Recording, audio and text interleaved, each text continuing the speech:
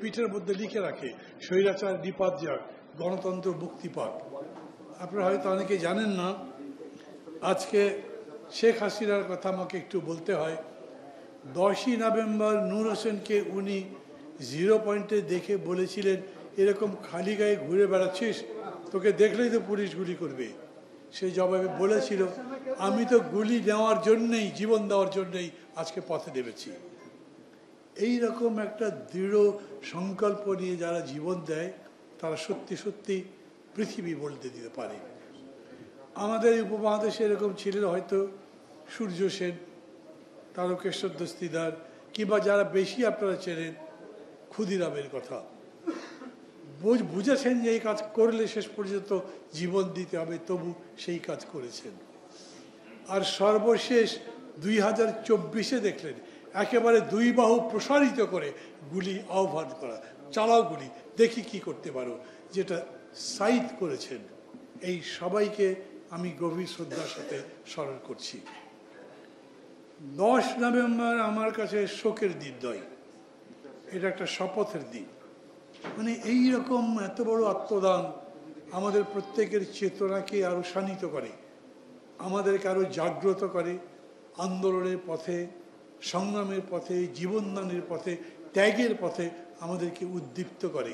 এই জন্যই আমি মনে করি এই দিনগুলো আমাদের কাছে এক একটা লাল অক্ষরে লেখার মতো দিন, যেদিন আমাদের চেতনাকে আরো বেশি সামনের দিকে এগিয়ে দেয়। সবাইকে গভীর শ্রদ্ধার সাথে স্মরণ করছি। দিনটা আনন্দের এই কারণে যে আজকেই আমাদের এই দলে 2 জন মানুষ যোগ দিয়েছেন। তাদের কথা শুনেছেন আপনারা। মানে এরকম নয় যে রাস্তা থেকে ধরে এনে লোক বাড়ালাম, কোনো রকমের লোক দেখিয়ে লোক আমাদের দলে যোগ দিচ্ছে এরকম নয়। এমন 2 জন লোক আজ আপনাদের সামনে এসেছেন। আমি মনে করি বাংলাদেশের জাতীয় রাজনীতির মানদণ্ডে তারা তাদের সাথে যান।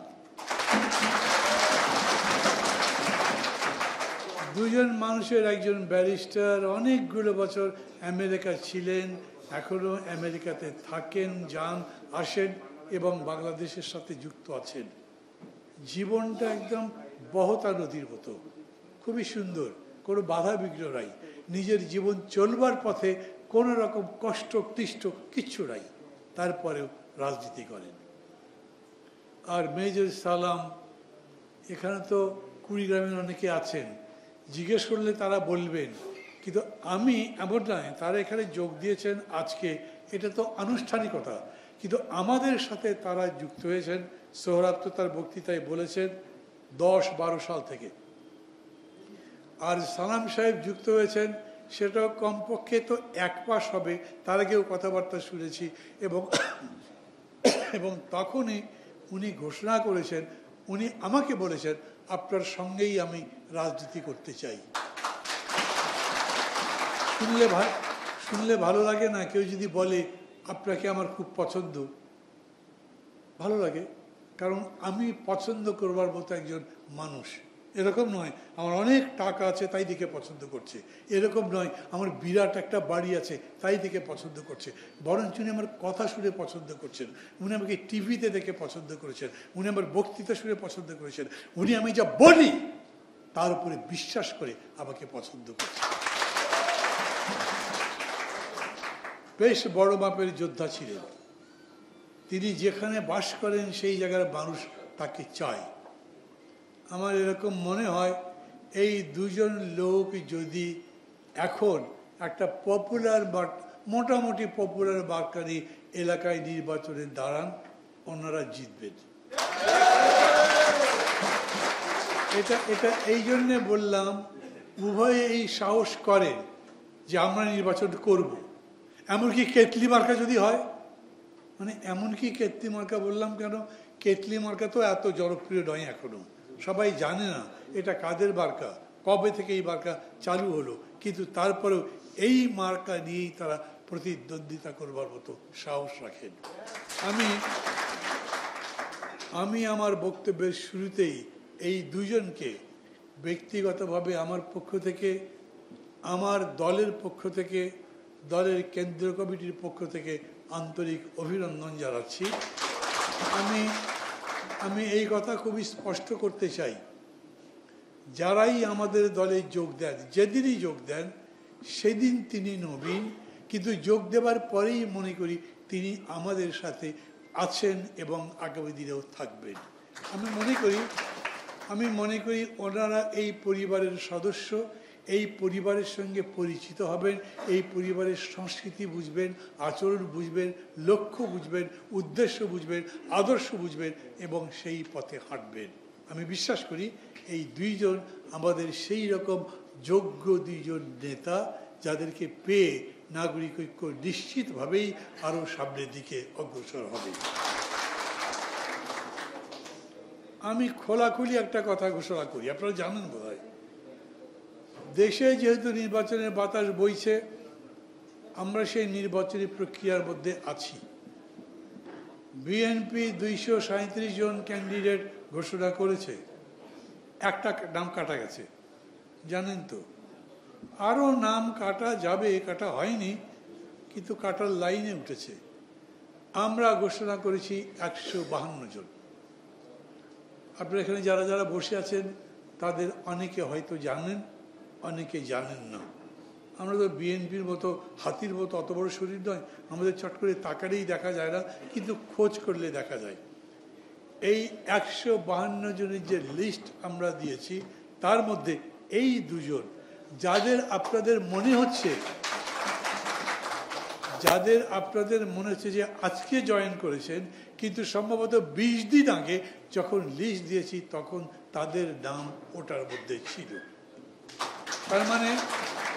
তার মানে আমি আপনাদের কাছে আজকে ঘোষণা করতে পারি, নাগরিক ঐক্যের পক্ষ থেকে আগামী জাতীয় সংসদ নির্বাচনে যেই সমস্ত প্রার্থীদের নাম ঘোষণা করা হয়েছে, সেই প্রার্থীদের তালিকায় এই দুজন আছেন।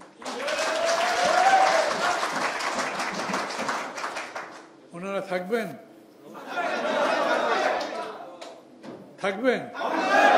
আচ্ছা, আপনারা জানেন ভোটটা কিরকম করে হবে?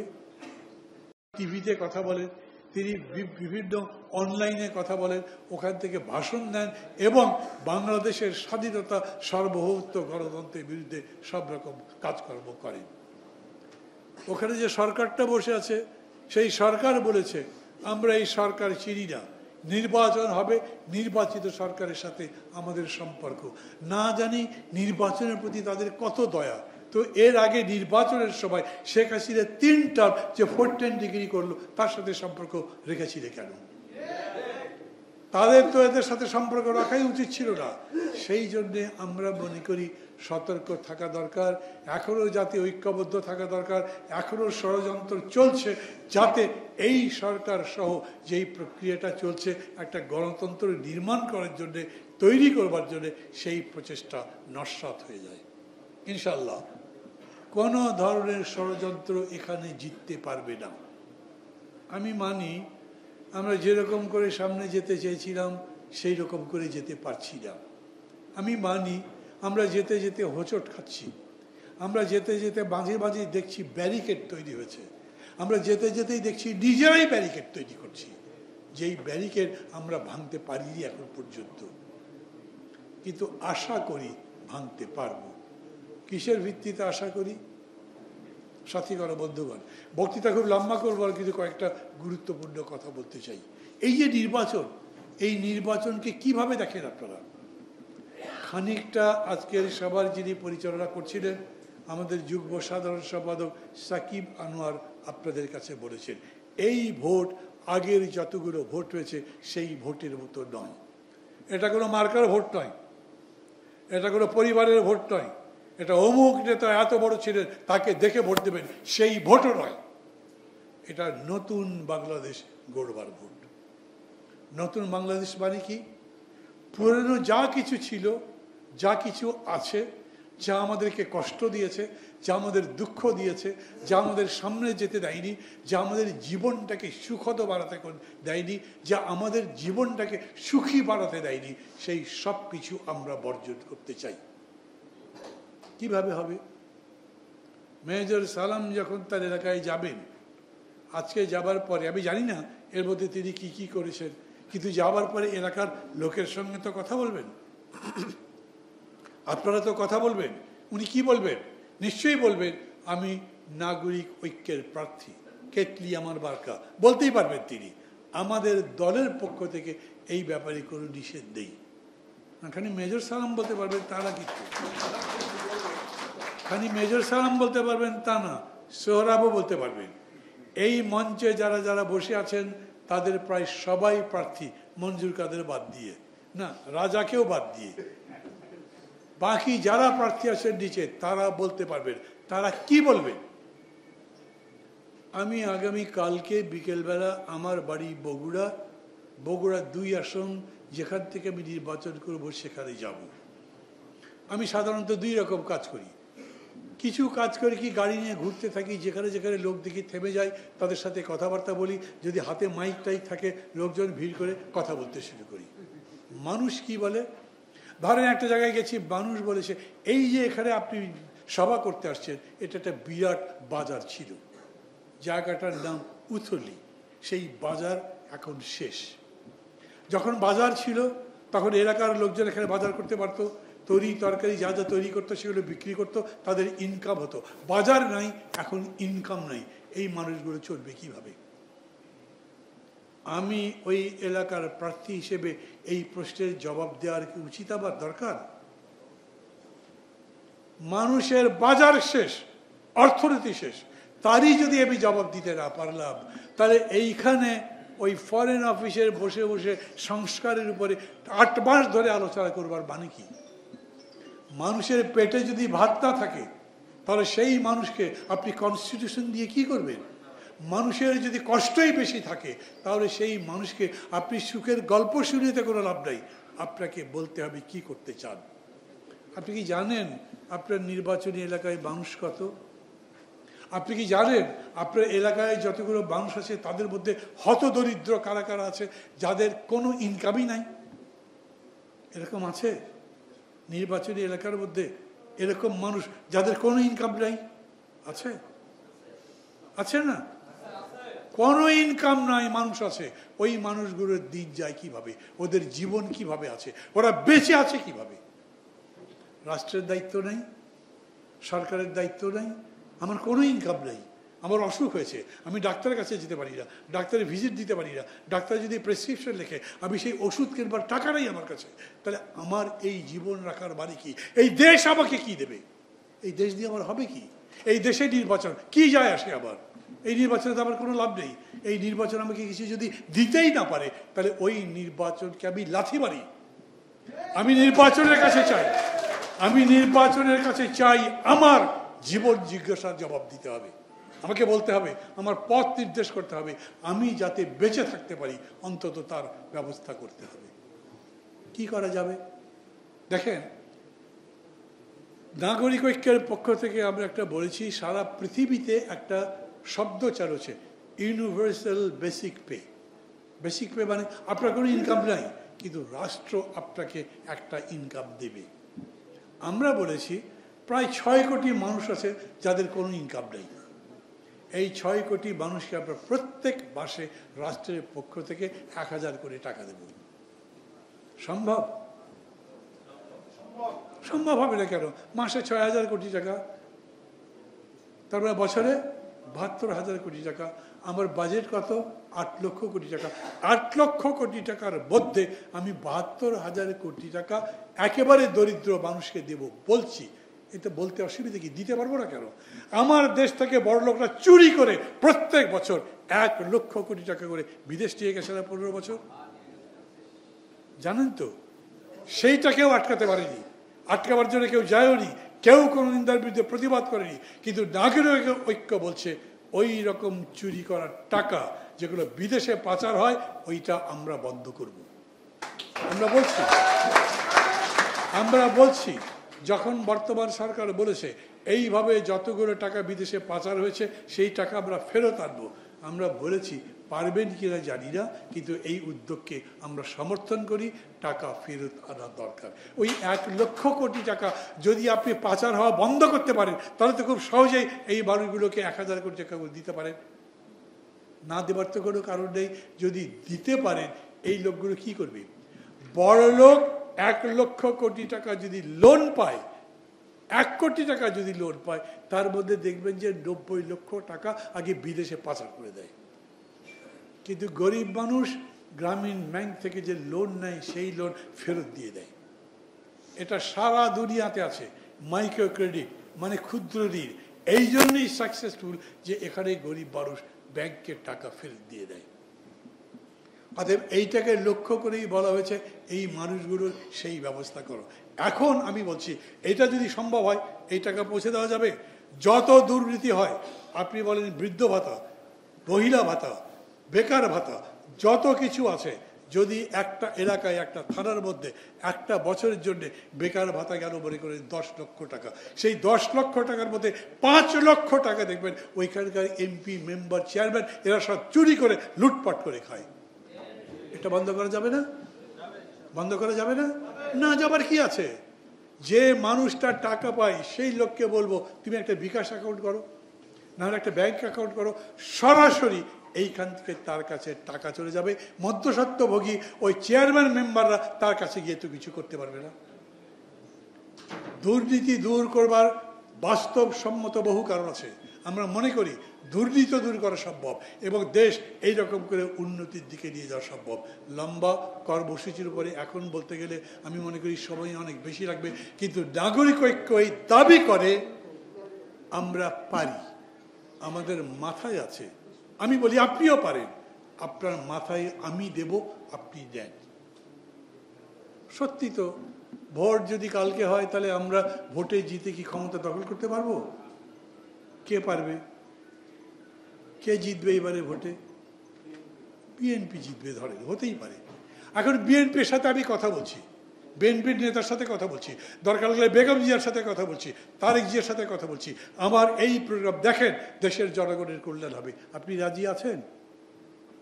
উনি কি বলবেন? কি বলবেন উনি? রাজি নাই? বাইরে এসে জনসভা করে বলে দেবো যে উনি রাজি হয় না। বলতে পারবো না? আমি যদি বলতে থাকি কেবল যে আমি একটা ভালো কর্মসূচি দিয়েছি কিন্তু ওই দল মানে না, ওই দলকে ভোট দেবেন না, ওই দলের ভোট কিছু না কিছু হলেও কমবে, সমস্যা হবে। রাষ্ট্রের দায়িত্ব সে অসুস্থ হলে যেন তার চিকিৎসা করা যায়। অন্ন, বস্ত্র, শিক্ষা, চিকিৎসা, বাসস্থান আমরা বলি না মানুষের মৌলিক অধিকার? মৌলিক অধিকার কাকে বলে? যেই অধিকার রাষ্ট্র স্বীকার করে। রাষ্ট্র বলতে পারে আমার কাছে তো এত টাকা নেই, আমি দেব কোত্থেকে? আমি বলবো এইভাবে আপনি দিতে পারেন। যদি সেটা সত্যি হয় তাহলে রাষ্ট্র তা দেবে। যদি রাষ্ট্র সেটা দিতে না পারে তাহলে আমরা বলবো ঠিক আছে, তোমাকে আমি 2 বেলা খাবার দিতে পারবো না, কিন্তু 1 বেলা দেবো। আমি তোমাকে 1 বেলাও খাবার দিতে পারবো না, কিন্তু আধা বেলা দেবো। তাও যদি দিতে না পারে তাহলে আবার বলি ওই রাষ্ট্রের আবার দরকার নেই। আমি সেই রকম রাষ্ট্র চাই, আমি সেরকম সরকার চাই, সেরকম দেশ চাই যেই দেশের কাছে আমি আমার কথা বলতে পারবো, আমার দুঃখের কথা বলতে পারবো। দেশ আমার জনগণের কথা ওই রাষ্ট্র শুনবে এবং ব্যবস্থা নেবে। আমরা বলি না, যখন শেখ হাসিনা বললেন ডিজিটাল বাংলাদেশ, আমরা তো বলেছিলাম ভালো। ডিজিটাল বাংলাদেশ মানে কি? সারা বাংলাদেশের 54,000 বর্গমাইল ডিজিটালি লোকেট করা হবে। কোন এলাকা কার, কোন জমি কার, সব থাকবে তো ওর মধ্যে। মামলা হতে পারবে। তারপরে ধরেন একটা সরকার 3 বছর ধরে পরিশ্রম করে সারা দেশের ম্যাপ তৈরি করলো। সেই ম্যাপের মধ্যে আছে আপনি যে এলাকায় বাস করেন সেই এলাকার জায়গা জমি কার কতখানি আছে। করতে পারবে না? পারবে না? গুগল ম্যাপ করে কিরকম করে, কোথায় আমেরিকা গেছে ওই ম্যাপ দেখে গাড়ি খালি বলবেন যে এই নকশা, তারা সেখানে নিয়ে যায় না। আমেরিকা কেন, বাংলাদেশে দিচ্ছে না, ঢাকায় দিচ্ছে না? আপনি যে যান, আপনি জিপিএস দেখে বলে যায় এইখানে তুমি যাবে, ও সেখানে নিয়ে যেতে পারে। তা যদি করা যায় তাহলে ম্যাপও সেরকম বাড়া যায়। তার মানে হচ্ছে জমি জমা নিয়ে মারামারি, মামলা বন্ধ। কারণ মামলা করলেই কোর্ট বলবে এই যে নকশা আছে এইটা তো সত্যি, এটাই সঠিক, রায় সেরকম করে হবে। তার মানে ভেবে দেখেন, আমাদের টেকনোলজির ডেভেলপমেন্টের কারণে, আমাদের ডিজিটালাইজেশনের কারণে আমরা সমস্ত রকম ঝগড়াঝাটি যা আছে মিটিয়ে দিতে পারি। আমরা একটা সুন্দর দেশ বানাতে পারি। আমরা মানে কারা? যারা বানাতে চায়। আর যদি আমরা তারা ক্ষমতায় গেছি, তাদের ধান্দা হচ্ছে আগে নিজেরা মাল বানাবো, তারপরে অন্যদের কথা ভাববো, আমি এই পথে যাব না। অতএব জনগণের কাছে আমাদের একটাই বক্তব্য, সেই লোককে ভোট দেন, সেই দলকে ভোট দেন যেই দলকে আপনি বিশ্বাস করতে পারেন যে এরা আপনার বন্ধু। না হলে ওই মার্কার ভোটে দেশ চলবে না।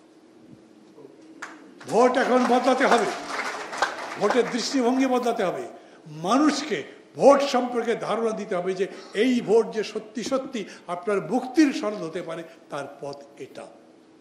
আর আমরা নাগরিক ঐক্য নিজেরা তো করবই, আমাদের সাথে যেমন আছে গণতন্ত্র মঞ্চ, 6টা দল, আমরা সবাই মিলে এই প্রচারটা করতে চাই এখন থেকে যে এইভাবে দেশটা বদলে দেওয়া সম্ভব। আর আমার কি মনে হয় জানেন, আজকে যে দুজন মানুষ যোগ দিলেন, দুজন মানুষই শিক্ষিত, আন্তরিক, এবং আমি যে কর্মসূচির কথা এতক্ষণ ধরে বললাম, আমি বলবার সাথে সাথে তারা বুঝেছেন এবং তারা তাদের এলাকায় এটা চালু করতে পারবেন।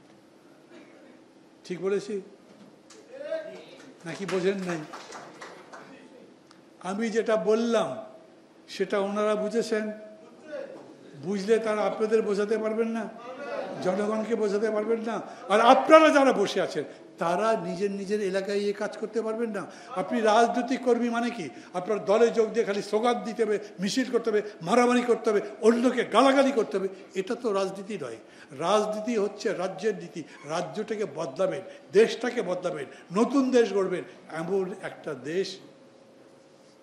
শামসুর রহমানের একটা কবিতা বলি, খুব ইচ্ছা করে আমার, এমন বাগান চাই দেশ, মানে দেশটাই একটা বাগান হবে যেখানে ফুলের কাছে সহজে পারবো যেতে। মানে দেশটাই হবে একটা বাগানের মতো, আপনি চাইলেই ফুলের কাছে যেতে পারবেন, ফুলের সৌন্দর্য দিতে পারবেন, তার গন্ধ দিতে পারবেন। দেশটা এমন যেই দেশে বাস করে আপনার আনন্দ হবে, যেই দেশে আপনার খাবারের কষ্ট হবে না, যেই দেশে আপনাকে মানুষ হিসেবে কেউ অপমান করবে না, আপনি প্রতিদিন গ্লানি নিয়ে বাস করবেন না, বরঞ্চ মনে করবেন এইখানে সকাল যখন হয় তখন সেটা একটা সুন্দর সকাল, সন্ধ্যা যখন হয় তখন মনে হয় এরপরে রাতটা আমার আনন্দেই কাটবে। এইরকম একটা দেশ চাই যেখানে জীবনটা খুবই স্বচ্ছতা একটা নদীর মতো বইবে, যেটা কবিতার মতো বললেও এটাই সত্যি। জীবন সবচাইতে মানুষ বেশি ভালোবাসে, জীবনের চাইতে বেশি কিছু ভালোবাসেন আপনি? সেই দেশ, সেই জীবন সুন্দর করতে চান না? সেটা সম্ভব, আমি বলছি সম্ভব। দেখেন, এই যে এইখানে পাশে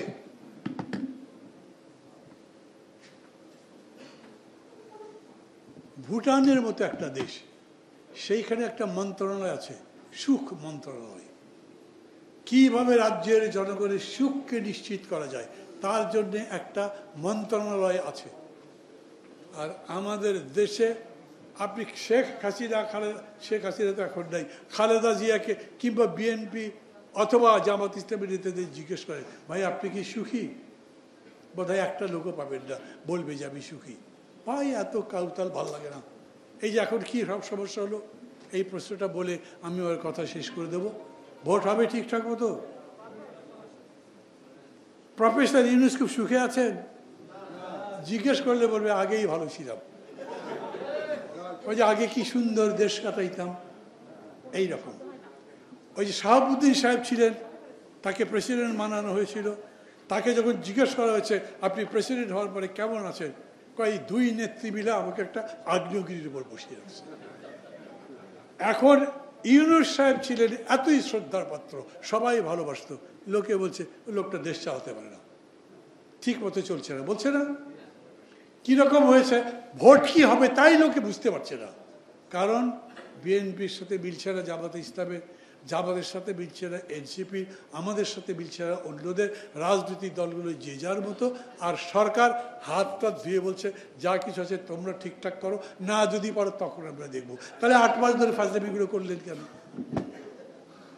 এই যে 8 মাস ধরে তারা করলো, এগুলো দরকার ছিল তাই? 8 মাস ধরে করবার পরে এই কথা বললেন কেন? মানুষ এখন তাদের উপরেও অসন্তুষ্ট। তার মানে প্রফেসর ইউনূসও যদি হ্যাপি ম্যান না হয় তো বাংলাদেশে হ্যাপি কি? বাংলাদেশে আরামে আছে কি? আনন্দে কি আছে? প্রতিদিন যদি এরকম অনিশ্চয়তা থাকে তাহলে সেই দেশ তো ভালো পথে যেতে পারে না। আমরা বলছি এটাও হচ্ছে আমাদের সেই অস্থিরতার প্রকাশ। আমি ব্যক্তিগতভাবে এটা বলবো, আজকের যে সংকট, সেই সংকট এই সরকার তৈরি করেছে। আপনার মনে হয়েছে আপনি খুব ভালো বোলিং করতে পারেন ক্রিকেটে, অর্থাৎ ফুটবলও ভালো খেলতে পারবেন, এটা কোনো কথা না। আপনি নোবেল প্রাইজ পেয়েছেন বলে রাজনীতি ভালো করতে পারবেন, এরকম কোনো কথা না। আপনাকে আমরা দিয়েছি কেন? আপনাকে নিঃস্বার্থ মানুষ মনে করেছি। আপনি সবাইকে নিয়ে দেশটা চালাতেন, কিন্তু সবাইকে নিয়ে চালাননি। ফলে শেষ বিচারে গিয়ে যখন সবাই মিলে আমরা ঠিক করলাম যে এই ভিত্তিতে জুলাই সনদ হবে, এই ভিত্তিতে নির্বাচন হবে, তারপরে আপনি সেটা বদলে দিলেন। কতগুলো বিষয় ছিল। আমাদের মূল কথা ছিল, এই যে বারে বারে বক্তৃতা শুনলেন না, এরশাদ আমরা আন্দোলন করলাম, কত লোক জীবন দিল। 52 ভাষা আন্দোলন, কত লোক জীবন দিয়েছে। কিন্তু জীবন দেবার পরে নতুন যে দেশ আসে, নতুন যে সরকার আসে, সেইখানে আমরা শান্তি পাই না। আমরা মনে করি আমরা স্বৈরতন্ত্র উৎখাত করলাম, কিন্তু দেখি আর এক স্বৈরতন্ত্র সেইখানে বসেছে। অতএব এইবারে স্বৈরতন্ত্র মানে শেখ হাসিনার ফ্যাসিবাদ উৎখাত করেছি, আর যেন কোনো ফ্যাসিবাদ বসতে না পারে তার ব্যবস্থা করা হোক। কিভাবে? ঠিক তো বললেন, কিভাবে? আপনার কনস্টিটিউশন বলছে এইখানে প্রধানমন্ত্রীর সর্বৈব ক্ষমতা আছে। প্রধানমন্ত্রী, দেশের প্রধানমন্ত্রী, উনি সরকারি দলের নেতা, উনি আবার পার্টির নেতা, একসাথে 3 পোস্ট। আমরা বললাম 3 পোস্টের দরকার নেই। ভুল বলেছি? কেন 3টাই থাকতে হবে কেন? আপনার 3টা পোস্টের দরকার কি? একটা নিয়ে থাকেন। কিন্তু ওনারা রাজি না। ওনারা এইখানে নোট অফ ডিসেন্ট দিয়েছে। আমরা বলেছি এই যে বাংলাদেশ ব্যাংকের গভর্নর, প্রধান নির্বাচন কমিশনার, বা যেগুলো দেশের খুবই গুরুত্বপূর্ণ পদ, সাংবিধানিক পদ, এই পদগুলোতে কাউকে নিয়োগ দেওয়ার জন্য একটা সাংবিধানিক পরিষদ করেন, তারা দেবে। ওনারা বলছেন না, প্রধানমন্ত্রী দেবে। তার মানে প্রধানমন্ত্রীর হাতে সব ক্ষমতা তারা রাখতে চায়। আমরা মানি নাই। আমরা বলেছি ঠিক না। বিএনপির সঙ্গে আমরা জোট করেছি, বিএনপির সাথে 15 বছর আন্দোলন করেছি, কিন্তু তার মানে এই নয় যে বিএনপি যা বলেছে তাই সব আমাদের সাথে একমত আছি। আমরা মনে করি আমাদের সংবিধানকে আরও গণতন্ত্র সম্মত করা দরকার ছিল। আমরা মনে করি এক ব্যক্তির হাতে এত ক্ষমতা রাখা উচিত নয়, কিন্তু বিএনপি এই জায়গাতে নোট অফ ডিসেন্ট দিয়েছে। ডিসেন্ট মানে মানি না। নোট অফ ডিসেন্ট মানে আপনারা বলছেন আমরা মানি না। এই না মানাটা আবার সরকার মেনে নিয়েছে। এখন ভোট করবার আগে তারা বলছে ওই নোট অফ ডিসেন্ট বাদ দিয়ে দিয়েছি। তখন বিএনপি বলছে বাদ দিতে পারেন না, আপনারা কথার বরখেলাপ করেছেন। কথা তো ঠিক, আপনি একটা খারাপ কথা বলেছেন, কিন্তু আমি তো মেনে নিয়েছি। পরে কিভাবে বলবো যে মানি না? তাহলে আপনার সাথে কথা বলতে হবে, বোঝাতে হবে। কিছু না করে সরকার বলেছে মানি না, আমি নতুন রকম করে করব। এইটা নিয়ে এখন মত পার্থক্য হয়েছে। এই যে পিআর শোনেন, আপার চেম্বার, লোয়ার চেম্বার, এগুলো বড় জিনিস নয়। বড় জিনিস হচ্ছে গণতন্ত্রের এই জায়গাতে এখন পর্যন্ত সরকার নিজেই কোনো কিছু ঠিক করতে পারেননি। আমরা আবেদন করছি সরকারের কাছে, এখনো সময় আছে, বোধহয় একটা দিনই আছে, আর 7 দিন হয়ে গেছে নাকি? একদিন আছে তো বোধহয়। একদিনও যদি থাকে, এর মধ্যে অন্যান্য দলগুলোর সাথে কথা বলে একটা ঐক্যমত্য তৈরি করে নির্বাচনের পথে যাওয়ার চেষ্টা করেন। নইলে যদি কারো কোনো মতলব থাকে, ওই মতলব এই দেশে চলবে না। আমাদের খুবই স্পষ্ট কথা। আমরা মনে করি আমরা এই পর্যন্ত যতগুলো প্রস্তাব রেখেছি, এই প্রস্তাবগুলোর প্রত্যেকটার মধ্যে যুক্তি আছে। আমরা জানি আমরা আগামী দিনে নির্বাচন করে সংসদে সংখ্যা গরিষ্ঠতা পাবো, এটা হয়তো নয়, এই জন্যে আপনারা আমাদের কথা শুনছেন না। কিন্তু সত্য সত্যই, সেটা বেশিরভাগ লোক সমর্থন করলেও সত্য, কম লোক সমর্থন করলেও সত্য। জটিল কথা বললাম, আবার বলি, যেটা সত্য সেটা সত্যই। মানে ধরে সূর্য পূর্ব দিকে ওঠে, এটা সত্য। আমরা সবাই মিলে বললাম না ওটা পশ্চিম দিকে ওঠে, সেটা কি সত্য হবে? অতএব সত্য সত্যই, যেটা ঠিক সেটা ঠিক। গণতন্ত্র মানে এই নয় যে আমরা ভুলের চর্চা করব, মিথ্যার চর্চা করব, মেজরিটি দিয়ে মিথ্যাকে প্রতিষ্ঠা করব, বরঞ্চ আমরা সত্যের জন্য লড়াই করছি, সত্যকেই আঁকড়ে ধরার চেষ্টা করছি। এই সরকার সেই পথ বাদ দিয়ে যদি অন্য পথে যাবার চেষ্টা করে তাতে লাভ হবে না।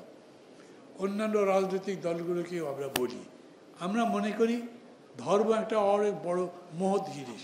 ব্যক্তি একজন ধর্মপ্রাণ মুসলমান বা ধর্মপ্রাণ অন্য কিছু, তিনি তার জায়গায় থাকেন, কিন্তু ধর্মকে যখন রাষ্ট্রে নিয়ে আসেন, রাজনীতির মধ্যে নিয়ে আসেন, তখন সেটা বিতর্কের মধ্যে পড়ে যায়। এবং সেই কারণেই এই ধরনের প্রবণতা বাদ দেন।